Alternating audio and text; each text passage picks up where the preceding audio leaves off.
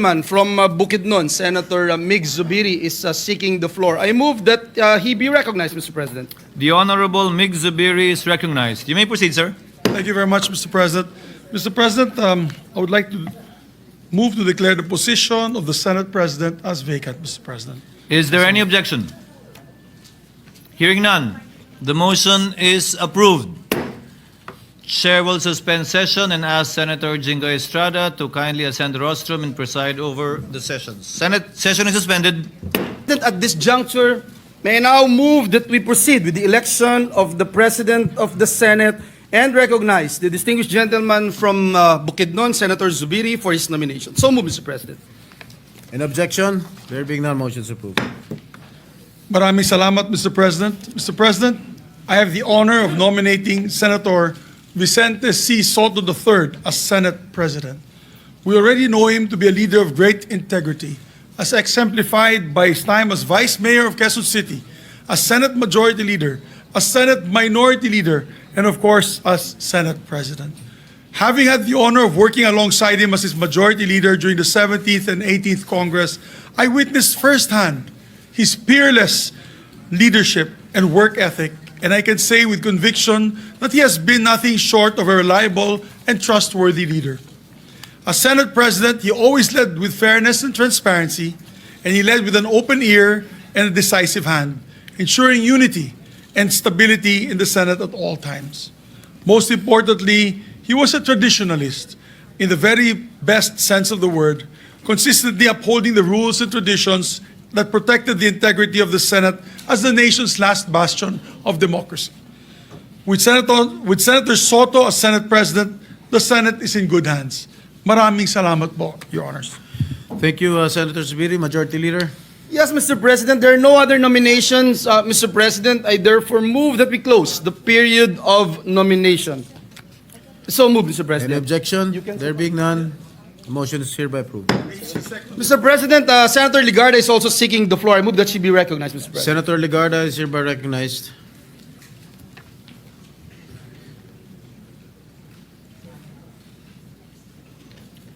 Thank you, Mr. President. Distinguished colleagues, the Filipino people have always looked to the Senate as a pillar of our democracy. In times of profound challenges, when our citizens yearn for clarity and wisdom, they expect us to steady the ship and steer it with a clear compass towards safer shores. They do not ask for eloquence alone, but for proof that we can all place country above self and that we can govern with discipline, foresight, and courage. Discipline to resist the distractions of partisanship and to keep public service anchored in principle. Foresight to craft laws that anticipate the future rather than merely react to crisis. And the courage to take the difficult but necessary decisions that secure the long-term welfare of our people, even when they come at significant political cost. Let me emphasize, leadership in this chamber is never a solitary duty. It is a shared guardianship of a trust that belongs to the Filipino people. The Senate at its finest when debate sharpens judgment and unity springs from conviction. This, I believe, is what Senator Vicente Tito Soto III embodies and why I rise in support of his nomination as Senate President. During my first term long ago, I served as Majority Leader while he was Minority Leader. I witnessed his respect for balance and fairness, ensuring that this chamber remained a forum of reason and accountability. Later, as chair of the Committee on Finance under his Senate presidency, I saw his firm hand in guiding our work, listening to every voice, building consensus, reminding us constantly that governance must yield tangible results for the people.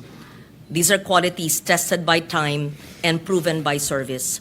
Senator Tito Soto commands respect through fairness, humility, and his ability to unite diverse voices. For these reasons, I second the nomination of Senator Vicente Soto III as Senate President. Thank you, Senator Legarda. Mr. President, move for the previous motion, there being no other nomination. So move, Mr. President. It has been moved by the Majority Leader and seconded by Senator Lauren Legarda that the nomination be closed. Is there any objection? Hearing none, the motion is hereby approved. There being no other nominees for the position Senator Vicente Soto, the only nominee for the position of the Senate President, is hereby declared as the newly elected President of the Senate. Mr. President, may I move that we suspend the session to allow the newly elected Senate President to take his oath, Mr. President. Session is hereby suspended.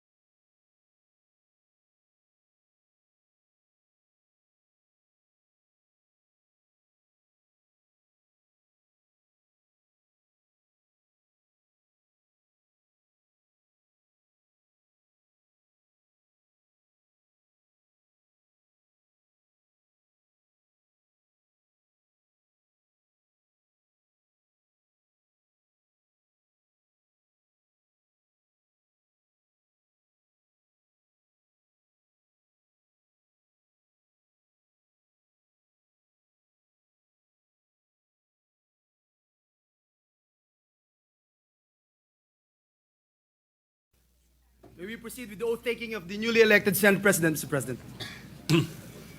Please raise your right hand and repeat after me. I, please state your name. I, Vicente C. Soto III, Having been elected to the position of Senate President, having been elected to the position of Senate President, do hereby solemnly swear do hereby solemnly swear that I will well and faithfully discharge, that I will well and faithfully discharge, to the best of my ability, to the best of my ability, the duties of my present position the duties of my present position, and of all others I may hereafter hold and of all others I may hereafter hold under the Republic of the Philippines. under the Republic of the Philippines, That I will support and defend the Constitution of the Philippines. that I will support and defend the Constitution of the Philippines, That I will obey the laws, that I will obey the laws, legal orders, legal orders, and decrees promulgated by the duly constituted authorities, and decrees promulgated by the duly constituted authorities, and maintain true faith and allegiance and maintain true faith and allegiance to the Republic of the to Philippines. the Republic of the Philippines, And that I impose this obligation upon myself voluntarily, and that I impose this obligation upon myself voluntarily, without mental reservation without mental reservation or purpose of evasion. or purpose of evasion. So help me God. So help me God. Congratulations, citizen. Thank you, sir.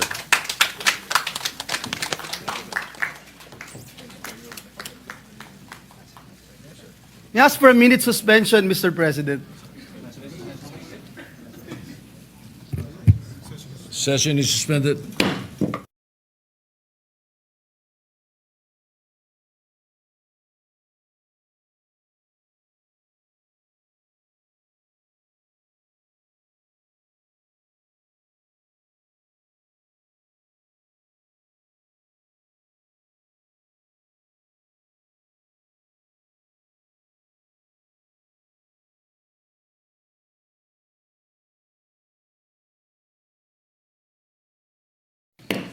Mr. President, at this juncture, may I move that we recognize the distinguished former Senate President, Senator Chiz Escudero, to make a manifestation, Mr. President. The former Senate President, Senator Chiz Escudero, is hereby recognized for a manifestation. Thank you, Majority Leader. Thank you, Mr. Senate President. Nais ko lamang po magbigay ng maikling manifestasyon. Nais ko pong magpasalamat sa mga kapwa ko miyembro ng Senado na nagbigay po ng tiwala sa akin sa 19th at saka 20th Congress. Nais ko din po magpasalamat sa mga opisyal at kawani ng Senado. Karangalan ko po na pagsilbihan kayo at manilbihan kasama kayo nitong nagdaang taon. I serve at the pleasure, Mr. President, of the majority and understand and respect the decision of the majority of my colleagues. I hold no grudges. I hold no ill feelings. I congratulate Senator Vicente Tito Soto III on his election as Senate President, and I wish you well, Mr. Senate President. Nandito lamang po ako bilang ordinaryong miyembro para pagsilbihan at paglingkuran kayo sa anumang kapasidad na pwede at kaya ko bilang bahagi ng Senadong ito. During my tenure, Mr. President, the Senate did not shy away from confronting the difficult questions facing our nation. We passed a record number of laws that helped uplift the lives of our countrymen. We conducted hearings that unearthed corruption on a scale rarely seen before, and in doing so, we remind the public that accountability is not a mere empty rhetoric, but a duty that we must uphold. Maski na papano, sa ilalim po ng aking panunungkulan at sa pangunguna ni Congressman Rodante Marcoleta, may ilang bagay po tayong nakamit at nagawa. Nakapagsalita na ng bombo kaninang umaga si Congressman Toby Chanco at nabanggit lahat ng nais niyang sabihin hindi nasabi sa kabilang kamera. Nasabi na rin po, Ginoong Pangulo, ang the name that cannot be mentioned, ang pangalan ni Speaker Martin Romualdez at Congressman Zaldico sa pamamagitan ng paghihiring kanina pong hapon.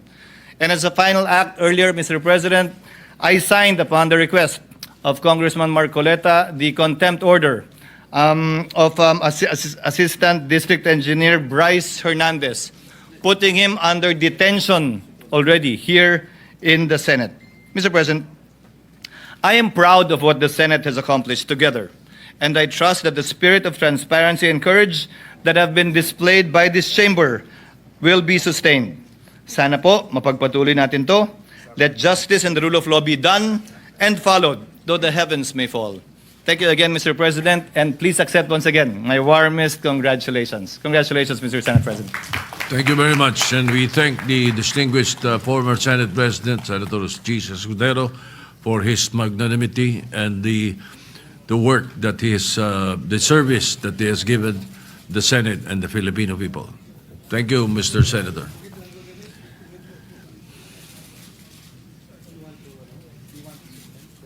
You have a 1 minute suspension. Yes, Mr. President. I move that we recognize the distinguished gentleman from Bukidnon, Senator Mig Zubiri, for his nomination. I so move, Mr. President. The gentleman from Bukidnon, Senator Mig Subiri, is recognized. No. I will not move for the declaration of. Mr. President, if there be no objection of our distinguished colleagues, I move to honor and nominate, it is my honor rather, to nominate Senator Panfilo Lacson as the Senate President pro tempore.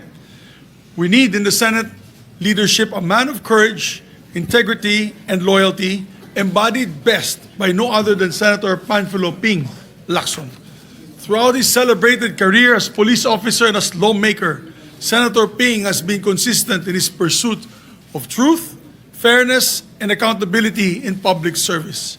He has married his background as Chief of the Philippine National Police with his lawmaking duties, ensuring that our public offices are always held accountable for and to the people. And if you want to know more about him, you can watch his movie, 10,000 Hours. As Senate President pro tempore, Mr. President, we trust that he will be instrumental in upholding the integrity of the Senate and fostering a stronger environment of trust in all our public institutions. This is why I give my wholehearted support to Senator Ping Lacson as Senate President pro tempore. Maraming salamat po, Mr. President. Thank you, Senator Subiri. Mr. President, there being no other nomination, I move to close the period. The Deputy Minority Leader, Senator Risa Ontiveros, is seeking the floor. I move that she be recognized, Mr. President. Senator Risa Ontiveros is recognized. Salamat po, Mr. President. With pride and respect, I second the nomination of my late husband's former Chief PNP and my respected colleague in the minority as Senate President pro tempore. Salamat po, Mr. President. Thank you. Senator Lori Ligarda is recognized.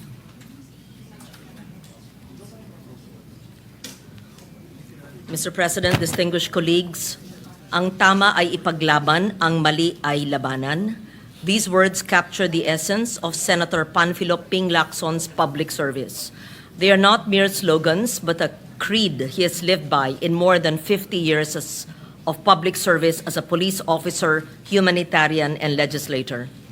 On just the 12th session day of this Congress, while many committees were still preparing to organize, Senator Lacson had already pieced together a puzzle long hidden from the public eye. True to his role as the watchdog of the national budget, he examined budget allocations line by line and deployed his team to the ground. This is the work of Senator Lacson, to let truth speak through evidence and prove that integrity is not negotiable. His diligence does not rest on rhetoric, but on facts that cannot be silenced, on unrelenting investigation, and on a discipline that few can match. Time and again, he has shown that his purpose is singular, to confront corruption head-on, to ensure that the Filipino people receive nothing less than clean and honest governance. No one dares question his commitment to his standard, for if there is one word that defines Senator Ping Lacson, it is incorruptible, a proof that one man's integrity and principle can raise the standard for us all. For these reasons, I second the nomination of Senator Panfilo Ping Lacson as Senate President pro tempore. Thank you. Thank you, Senator Legarda. The Majority Mr. Leader. President, move for the previous motion that we close the period of nomination, Mr. President. Any objection? Chair hears none. The period of nomination is closed. Thank you, Mr. President. We congratulate our dear colleague, Senator Panfilo Lacson, as our newly elected Senate President pro tem. With that, Senator Pampilo Lacson is hereby elected President pro tem of the Senate. Thank you, Mr. President. Mr. President, may we recognize the distinguished lady from Antique, Senator Loren Legarda, for her nomination. Senator Loren Legarda is recognized.